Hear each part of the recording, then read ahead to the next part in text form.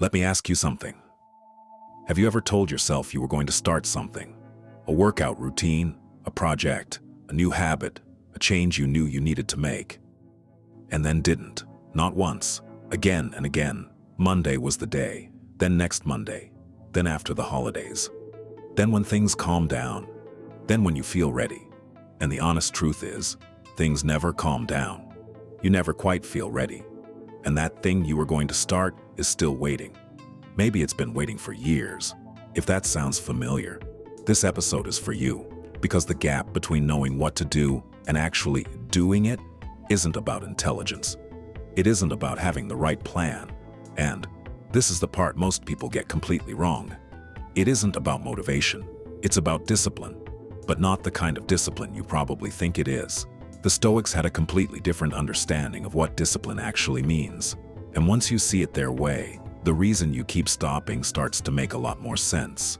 And more importantly, so does how to fix it. Stay until the end of this video. I'm going to give you one simple daily structure based on what the Stoics actually practiced that will help you build real discipline starting today. Not a massive overhaul, just one structure, but it works. We're 4 episodes in now.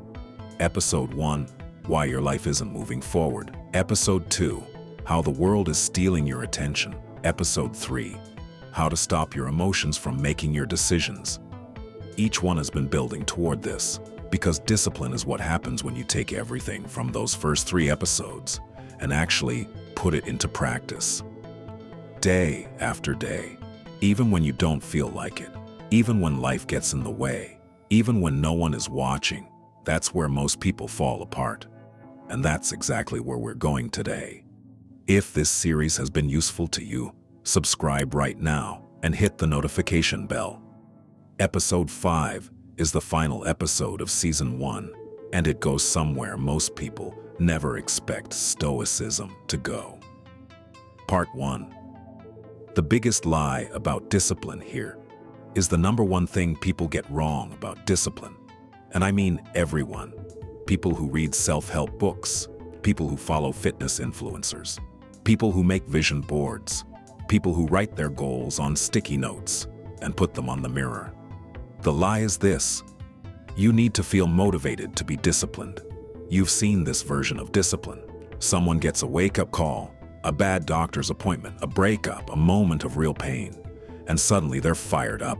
They start the gym, they change their diet, they wake up early, they're posting about it, they're telling their friends. And then, 3 weeks later, they've stopped because the fire went out. Because motivation, by its nature, comes and goes. It's an emotion, and emotions, as we talked about in episode 3, are not reliable guides. They feel like commands, but they're not. Waiting to feel motivated before you act is like waiting for the weather to be perfect before you leave the house. It might happen, but you're going to miss a lot of life waiting for it. The Stoics didn't talk much about motivation. They talked about duty, about habit, about the practice of showing up regardless of how you feel. Epictetus put it directly. First say to yourself what you would be, and then do what you have to do. Notice what's missing from that sentence. He doesn't say feel motivated. He doesn't say wait until you're ready. He says decide who you want to be, and then do the work. That's the Stoic definition of discipline. It's not a feeling. It's a decision you make every day, whether or not you feel like it. The feeling might follow, or it might not. But the action happens either way. Think about any person you know who is genuinely consistent, at the gym, in their work, in how they show up for their family. If you ask them whether they always feel like doing what they do, almost every one of them will say no. They don't always feel like it. They go anyway. The going is the discipline. The feeling has nothing to do with it. Here's something the Stoics understood that modern psychology has only recently confirmed. Discipline is not a behavior, it's an identity. When someone says, "I'm trying to exercise more," they're negotiating with themselves every day. Should I go today? I'm tired. Maybe tomorrow. The decision is always up for debate. When someone says, "I am a person who works out," the decision is already made. They don't negotiate. They don't wait to see how they feel. They go because going is who they are. Marcus Aurelius did not write, "I am trying to be a good emperor." He wrote every single morning as if being good was not something he was reaching for, but something he was already committed to being. The meditations are not aspirations. They are the daily practice of someone who had already decided who they were going to be. Confine yourself to the present. Marcus Aurelius. Meditation's not tomorrow's version of yourself, not the future when things are easier. The person you are right now, in this moment, doing the next right thing, that is the Stoic identity. And it is built one choice at a time. Part 2. Why you keep stopping. Let's be honest about why most people stop. Not the excuse, the real reason. It's not because they don't have time. People who are busier than you manage to stay consistent. It's not because the goal is too hard.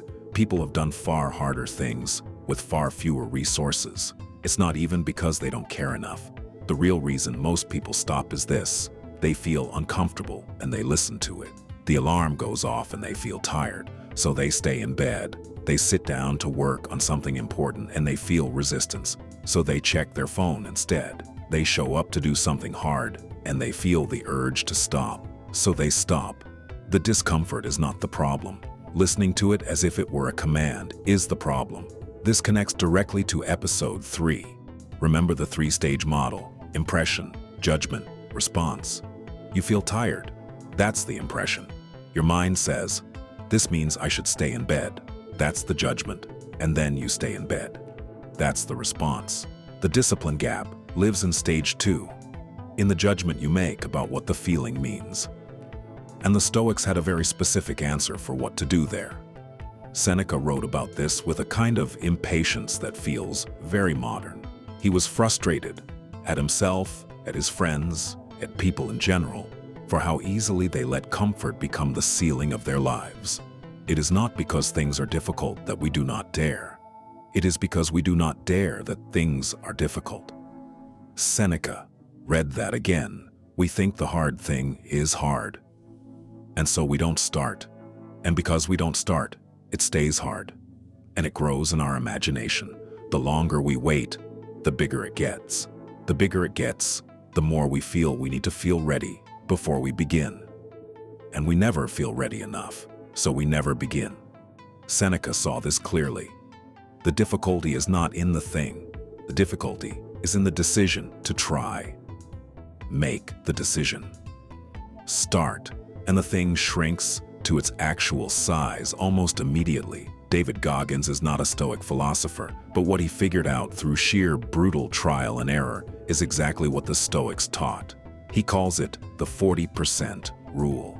The idea is this: when your body and mind tell you you're done, when you feel like you cannot go any further, you are at approximately 40% of your actual capacity. The remaining 60% is locked behind the discomfort you decided was a stop sign. Most people treat the feeling of wanting to stop as information about their limits. The Stoics, and Goggins, treat it as information about where the real work begins. The discomfort is not the signal to stop. It is the signal that something real is happening, that you are actually pushing against something, that the resistance you feel is the exact resistance that, if you push through it, will change you. Epictetus said it simply: they seek not the good in external things. Seek it in yourself. Epictetus. The good is not waiting for you on the other side of comfort. It is forged in the discomfort itself. That's where character is built. That's where discipline becomes real. Part 3. How discipline actually gets built here is one of the most counterintuitive things I can tell you about building discipline. Starting small is not a compromise. It is the actual method. Most people approach discipline like they approach a diet. They go all in. They overhaul everything at once. They set 5 new alarms, change what they eat, start a new gym routine, commit to reading 30 minutes a day, and decide they're going to wake up at 5 a.m., all in the same week, and then life happens. They miss one day. And because everything was connected to everything else, the whole system collapses. They feel like a failure. They stop. They wait for the next wave of motivation to start again. The Stoics didn't build discipline by doing everything at once. They built it by doing one thing, consistently, until it became automatic. Then, they added the next thing. Marcus Aurelius didn't transform Rome in a day. He showed up every day and did the next right thing. His meditations were written over years, not months. He was playing a long game, and so are you. Here's something that sounds almost too simple to be true. The discipline you build in small moments is the exact same discipline that shows up in big moments. When you said you were going to do something, and you do it, even something tiny, even when nobody is watching, even when it doesn't matter much, you are casting a vote for the kind of person you are. And over time, those votes add up. They accumulate into an identity. A person who always hits snooze is not just avoiding mornings. They are practicing the habit of overriding their own decisions the moment discomfort arrives. What? That practice doesn't stay in the bedroom. It shows up in how they approach everything. The person who gets up when they said they would is not just waking up earlier. They are practicing keeping the promises they make to themselves. And that practice, tiny as it sounds, builds the foundation of every bigger commitment.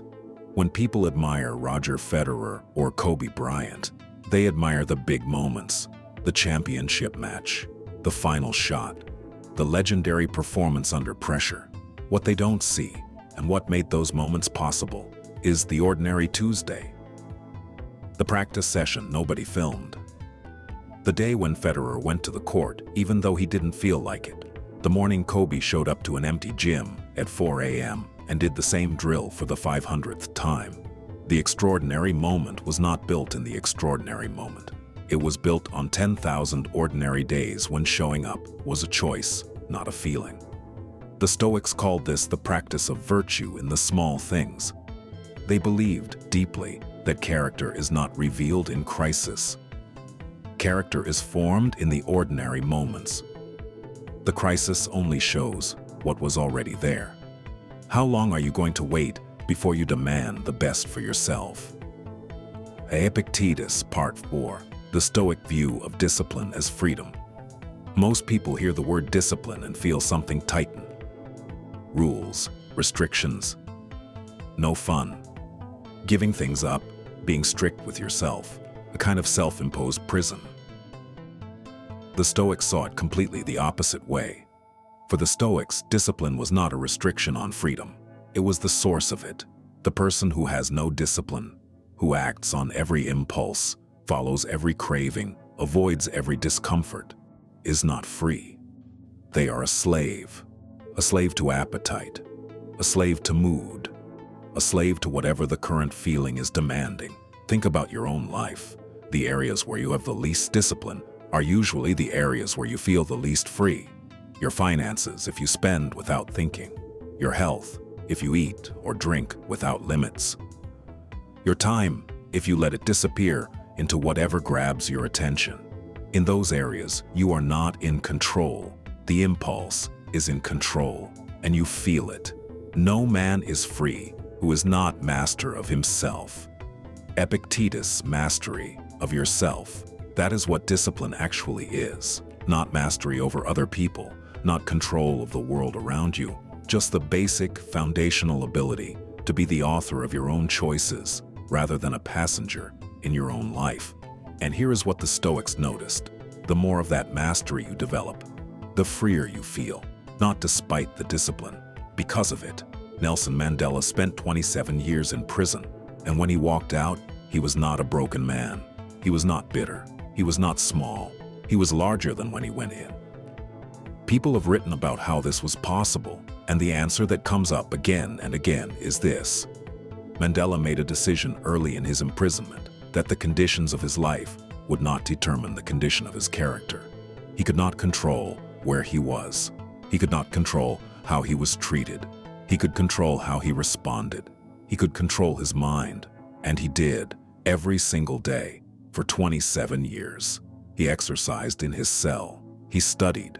He maintained a strict daily structure not because anyone required it, but because he knew that structure was what would keep him intact. He practiced discipline as a form of dignity, as a refusal to let his captors decide who he was on the inside. That is the Stoic understanding of discipline at its most extreme. But the principle holds at every scale. The discipline you practice in your ordinary life is you asserting authorship over your own story. Every day you show up, you are saying, "My circumstances do not decide who I am. I do." Here's where we are in the arc of Season 1. Episode 1 showed you why your life isn't moving. Comfort, fear, wasted energy. Episode 2 showed you how the world steals your focus. Episode 3 showed you how emotions hijack your decisions. This episode is where all of that becomes action. Because knowing all of that is worth nothing if you don't consistently do something with it. Discipline is the bridge between knowing and becoming. And Episode 5, Stoicism and Wealth, will take everything from these 4 episodes and show you how the Stoics thought about building a life that is not just disciplined, but genuinely rich. Not just financially, in every sense of the word, but you have to have this episode first. The foundation of everything that follows is the ability to consistently do what you said you were going to do, whether or not you feel like it. Build that, and everything else becomes possible. The practical solution, the daily discipline structure. Here is the practice, simple, concrete, based directly on how the Stoics structured their days. It has 3 parts, a commitment, a session, and a close. That's it. Do all 3 every day, and you will have more discipline in 30 days than most people develop in a year. 1. The commitment. 2 minutes every morning. Before anything else, before you check your phone, before you look at email, before the day grabs you, write down one thing you are committing to doing today. Not a to-do list. One thing, the most important thing. The thing you know you need to do and have been avoiding, or the thing that directly builds toward who you are trying to become. Write it down. Be specific. Not work on my project. Write exactly what you will do and when. Then say out loud, "I will do this today." That's it. The commitment is made. 2. The session. Whatever time you committed to. Do the thing not when you feel ready, when you said you would, and when the resistance shows up, and it will. Remember what we talked about in Episode 3. Name what you're feeling. Question whether the story your mind is telling you is true, and then choose your response. The discomfort of doing the thing is almost never as bad as the discomfort of not doing it. Start. The resistance almost always softens. Once you begin, the first 2 minutes are the hardest. Get through those and momentum takes over.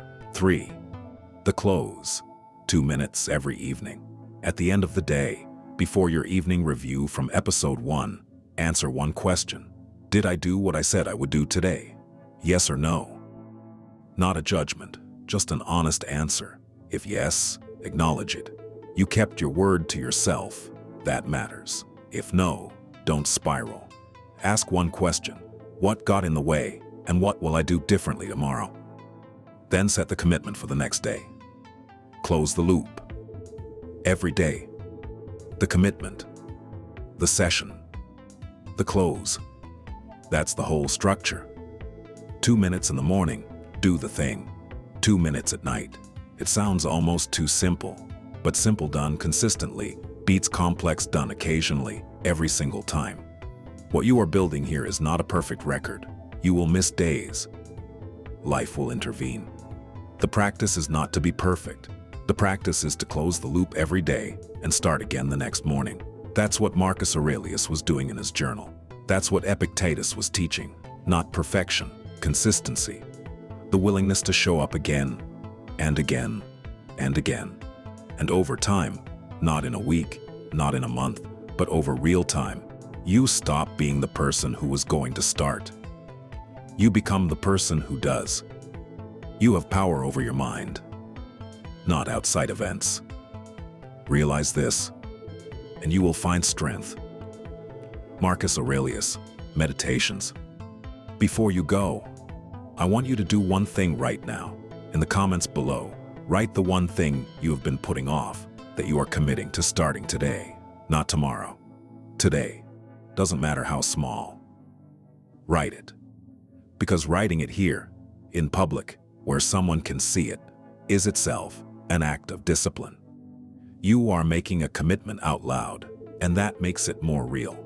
The Stoics believe that the act of declaring who you intend to be is the first step of actually becoming it.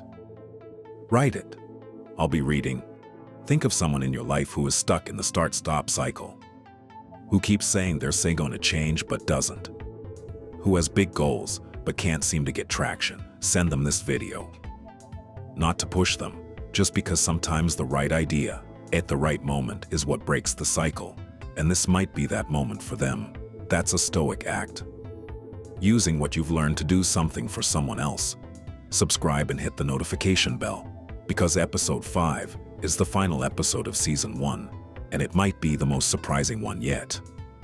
Stoicism and wealth. Most people don't expect those two words to go together. They should. Don't miss it. I want to leave you with this. At some point in your life, you are going to look back, and you're going to see two kinds of days. The days you showed up, and the days you didn't. 80. The days you kept the promise to yourself, and the days you let the feeling win. Both kinds of days are adding up right now. Every day you show up, you are building something. Every day you don't, something else is being built in its place. The habit of quitting, the pattern of waiting, the story that someday you'll be ready. The Stoics were not interested in someday. They were interested in today. In this moment, in the next choice, because that's the only place where anything real ever gets built. Waste no more time arguing about what a good man should be. Be one. Marcus Aurelius, Meditations. The episode is over. The decision is yours. I'll see you in episode 5.